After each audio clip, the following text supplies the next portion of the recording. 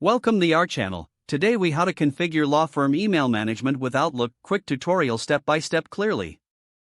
Open Microsoft Outlook on your computer. Navigate to the File menu located in the top left corner. Select Account Settings from the drop-down menu. In the Account Settings window, click on New to add a new email account. Choose Email Account and then click Next. Enter your name in the Your Name field. Input your email address in the Email Address field. Select your account type. Most law firms use IMAP or Exchange. For IMAP, enter the incoming mail server settings provided by your firm. For Exchange, enter the necessary information as specified by your IT department. Next, enter your outgoing mail server settings. Input your login credentials, including your email address and password. Click Next to test the account settings. Once the test completes successfully, click Close. In the Account Settings window, ensure your new email account is highlighted. Click Set as Default if this will be your primary email account. Now, click Finish to complete the setup process.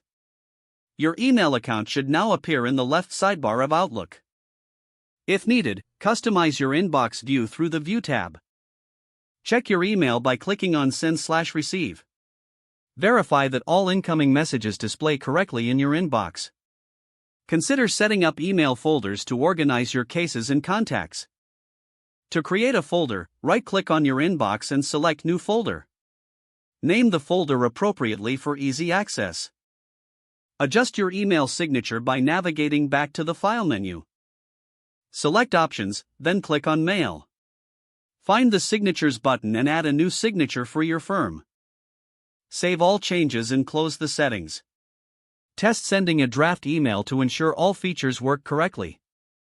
Your law firm email management in Outlook is now successfully configured. If the page does not load, refresh the browser or try again in a private or incognito window.